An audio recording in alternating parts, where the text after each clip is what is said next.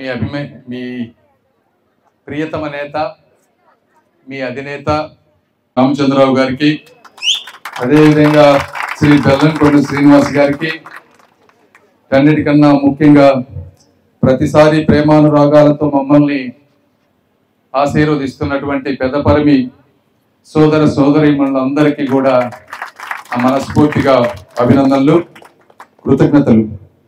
ఒకసారి మీరు వీళ్ళందరూ చెప్పినట్టు చూస్తే ఈరోజు ఈ కార్యక్రమం తీసుకుంటే ఈ కార్యక్రమానికి ఇచ్చేటువంటి ఇందులో నా డబ్బు ఏమీ లేదు. ఈ డబ్బంతా కూడా పుణ్య దంపతులు శ్రీ సూదనగుంట రాఘవేంద్ర ప్రసాద్ గారు, వారి ధర్మపత్ని కళ్యాణి గారు అమెరికాలో ఇద్దరు డాక్టర్లుగా కష్టపడటం అంటే డాక్టర్లకి డబ్బు ఎక్కువ రావాలంటే ఎక్కువ పేషెంట్లు చూడాలి. 10 మంది అంత తప్పించి వేరే మార్గం లేదు. ఒక పేషెంట్ చూస్తే 200-300 డాలర్లు ఇస్తారు. ఎక్కువ సంపాదించాలంటే రాత్రులు శని ఆదివారాలు మాని పేషెంట్లను చూస్తే ఎక్కువ డబ్బులు వస్తాయి. ఆ వచ్చిన డబ్బులన్నింటిలో 43% ట్యాక్స్ కట్టి సంపాదించుకున్నారు. ఇక్కడలాగా ట్యాక్సులు అక్కడక్కడ మనం లేకుండా కూడా వెళ్ళేటువంటి పరిస్థితి అక్కడ ఎక్కడా ఉండదు. సో వాళ్ళు కష్టపడి సంపాదించుకొని ఆ విధంగా ట్యాక్స్ కట్టి, వాళ్ళకి గుంటూరు ప్రాంతంతో సంబంధం లేదు, వారు ప్రకాశం జిల్లా వాస్తవ్యులు.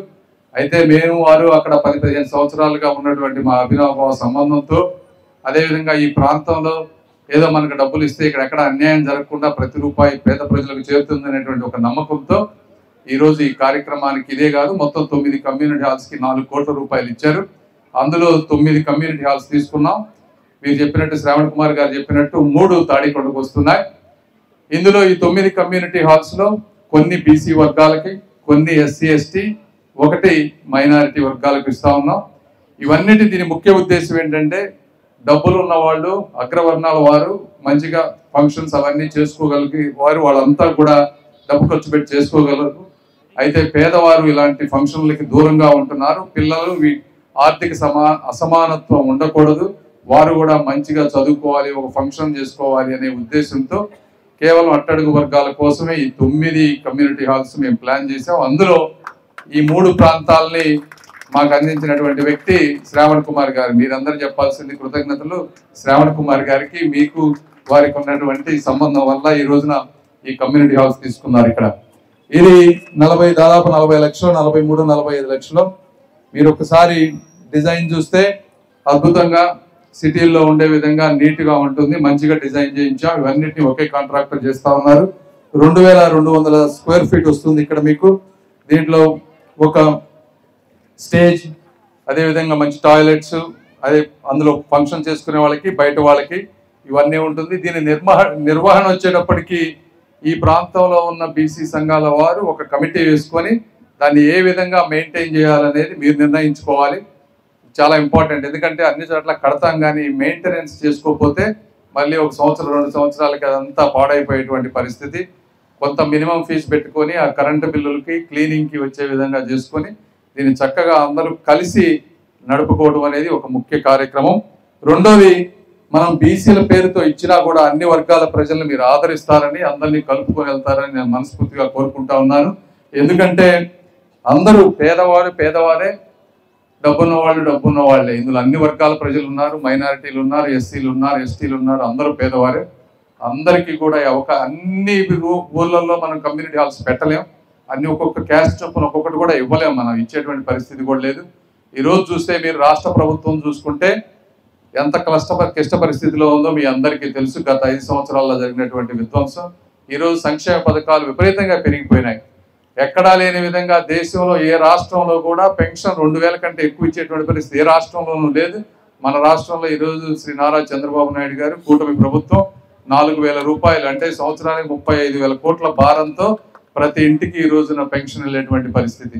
మరి నిన్న తీసుకుంటే తల్లికి వందనం, అవి కూడా దాదాపు 9,000 కోట్ల రూపాయలు. ఇంట్లో ఉన్న ప్రతి పిల్లవాడికి 13,000 డైరెక్ట్ అకౌంట్లో వేసినటువంటి చరిత్ర కూడా ఏ రాష్ట్రంలో లేదు. ఈ విధంగా సంక్షేమ పథకాల భారం రాష్ట్ర ప్రభుత్వంపై విపరీతంగా పడిపోతా ఉంది. దానికి రకరకాల పరిస్థితులు, అవన్నీ మీకు తెలియని కావు. అయితే దీనితో పాటు సంక్షేమంతో పాటు అభివృద్ధి చేయాలంటే ఒక రోడ్లు వేయాలన్నా, కమ్యూనిటీ హాల్స్ కట్టాలన్నా, ఇంటికి వాటర్ ట్యాప్ తీసుకురావాలన్నా కూడా కేవలం మన ఆఫీసులో కూర్చొని బటన్ నొక్కితే ఇవన్నీ ఏమి అవ్వవు. జగన్మోహన్ రెడ్డి గారు లాస్ట్ 5 సంవత్సరాలు ఏం ఆలోచించారంటే డైరెక్ట్గా బ్యాంక్ అకౌంట్లో డబ్బులు వేస్తే డబ్బులు వాళ్ళకి వెళ్తున్నాయి కాబట్టి ఓట్లు నాకు పడతాయి, రోడ్లు నీళ్లు ఇవన్నీ కూడా నాకు పెద్ద సంబంధం లేదు, వీళ్ళు ఎవరికి ఇవన్నీ తెలియవు, వీటి వల్ల ఉపయోగం కూడా లేదు అంటే ఆంధ్ర ప్రజలు అమాయకులు, వాళ్ళకి ఏమీ తెలియదు, డబ్బులు నొక్కితే ఓట్లు వేస్తారని ఆయన భ్రమపడ్డారు. నేను ఎప్పటి నుంచి ఎలక్షన్ ముందు నుంచి కూడా చెప్తా ఉన్నా, ఆంధ్ర రాష్ట్ర ప్రజలు ముఖ్యంగా గుంటూరు ప్రజలు అత్యంత తెలివైన వాళ్ళు మా అందరికంటే, వాళ్ళు ఏది నొక్కాలో అది నొక్కుతారు, నువ్వు ఏది నొక్కినా అని ఆయనకు ఆ రోజు చెప్తా ఉన్నా. అదేవిధంగా మీరు ఒక అద్భుతమైన తీర్పు ఇచ్చారు. మీరు ఒక్కటి గుర్తుపెట్టుకోండి, గత 40 సంవత్సరాల్లో తెలుగుదేశం ప్రభుత్వం ఉన్నప్పుడు, వేరే ప్రభుత్వాలు ఉన్నప్పుడు మీరు ఏ ఊర్లోకైనా వెళ్ళండి, శిలాఫలకాలు ఎన్ని ఉన్నాయో మీరు ఒకసారి ఫోటోలు తీయండి. ఏ శిలాఫలకం అయినా పడింది అంటే మెజారిటీ ఒక 10 శిలాఫలకాలు పడితే 6-7 అవి తెలుగుదేశం పార్టీ ప్రభుత్వంలో మాత్రమే ఉంటాయి అవి. ఇది వాస్తవం కూడా. అదేవిధంగా గత 5 సంవత్సరాల్లో మీకు ఉన్నటువంటి నాయకులు కూడా మీరు ఒకసారి చూసుకోండి. సుచరిత గారు ఉన్నారు. మీకు ఈ గ్రామంలో ఉన్నటువంటి ఎస్సీ ఎస్టీ అన్ని కాలనీల్లో సిమెంట్ రోడ్లు ఎవరేశారు? 14-19 మధ్య ఆ రోజు శ్రావణ్ కుమార్ గారు, అదేవిధంగా నారా లోకేష్ గారు పంచాయతీరాజ్ మంత్రిగా ఉన్నప్పుడు నరేగా జాతీయ ఉపాధి హామీ పథకాలు తీసుకొచ్చి అద్భుతమైన సిమెంట్ రోడ్లు వేశారు ఆ రోజున. ఒక్కసారి ఊహించుకోండి, ఆ రోజు కనుక సిమెంట్ రోడ్లు కనుక వేసి ఉండకపోతే గత 5 సంవత్సరాల మీ పరిస్థితి ఎలా ఉండేదంటే, 5 కాదు ఈ రోజు కూడా అన్ని రోడ్లు వేయలేము మళ్ళీ. ఆ రోజు అంత అద్భుతమైన సిమెంట్ రోడ్లు క్వాలిటీతో వేశారు కాబట్టి ఈరోజు మట్టి మీద కాకుండా సిమెంట్ రోడ్ల మీద నడవగలుగుతున్నారు. ఆ రోజు కనుక వేయకపోయి ఉంటే అత్యంత ఘోరంగా ఉండేది మన పరిస్థితి అని కూడా మీరు అందరూ గుర్తుపెట్టుకోవాలి. సంక్షేమ పథకాలతో పాటు అభివృద్ధి రావాలంటే, సపోజ్ ఈ టౌన్ హాలే కట్టాలి అంటే దీనికి ఏదో మీరు సింపుల్గా అనుకోవచ్చు, దీని డిజైన్లు గీయించుకోవాలి, గవర్నమెంట్ పర్మిషన్ తీసుకోవాలి, శంకుస్థాపన చేయించాలి, మళ్ళీ ఇది కరెక్ట్గా అవుతుందో లేదో చూసుకోవాలి. ఇవన్నీ మేము ప్రైవేటు వ్యక్తులను పెట్టుకొని వాళ్ళకి మా శాలరీలు ఇచ్చి కోఆర్డినేట్ చేసుకుంటే ఈరోజు కమ్యూనిటీ హాల్ వస్తాను. మేము ఒక్కడే చేయటమే కాదు, మీరు కూడా స్థలం ఉండాలి. తెనాల్లో కూడా 2 కమ్యూనిటీ హాల్స్ ఇచ్చాం.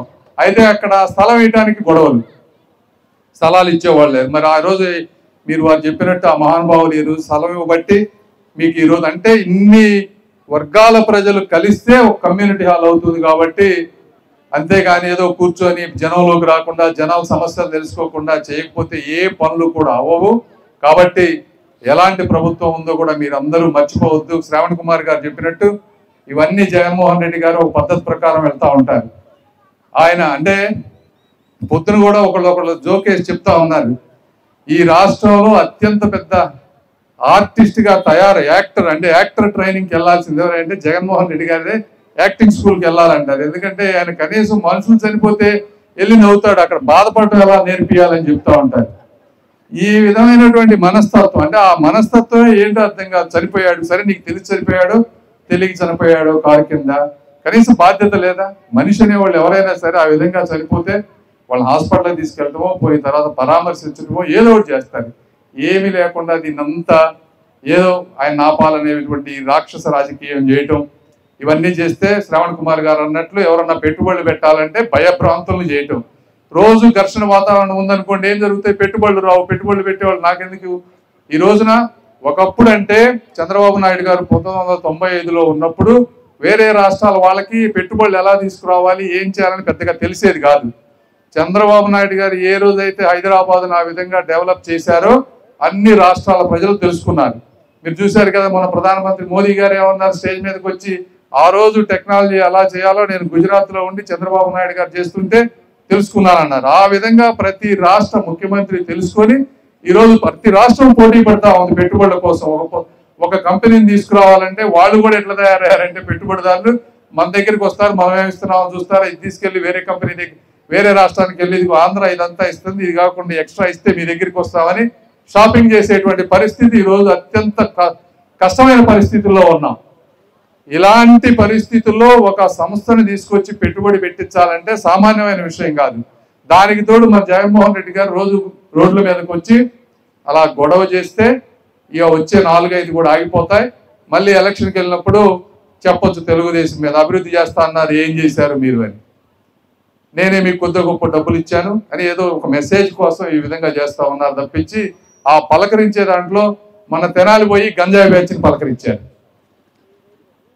పరిస్థితి. ఇక్కడికి వచ్చి సంవత్సరం క్రితం ఆయన గవర్నమెంట్లో చనిపోయిన వ్యక్తిని అప్పులు చేసి బెట్టింగ్ పెట్టి జగన్మోహన్ రెడ్డి గారు వస్తారని చెప్పి చేస్తే ఆయనకు ఒక విగ్రహం కూడా కట్టించారంట గ్రామ ప్రజలకు. వాళ్ళేమనుకోవాలో చూడండి. ఇదే పరిస్థితి. ఇలాంటి సమాజంలో మనం అందరూ ఉన్నా, మహిళలు కూడా ఇంట్లో మీరందరూ తెలివైన వాళ్ళు, అన్ని అర్థం చేసుకోగలిగిన వారు. కుటుంబ బాధ్యత ఎలానో ఈరోజు చంద్రబాబు నాయుడు గారి బాధ్యత కూడా రాష్ట్ర ప్రభుత్వంపై ఆ విధంగా ఉంది. దయచేసి మీరు అందరూ అర్థం చేసుకోండి. అదేవిధంగా ఈరోజు ఇంతమంది వచ్చారు, మీరందరూ ఒకరోజు పనులు మానుకొని కొంతమంది వచ్చి ఉంటారు.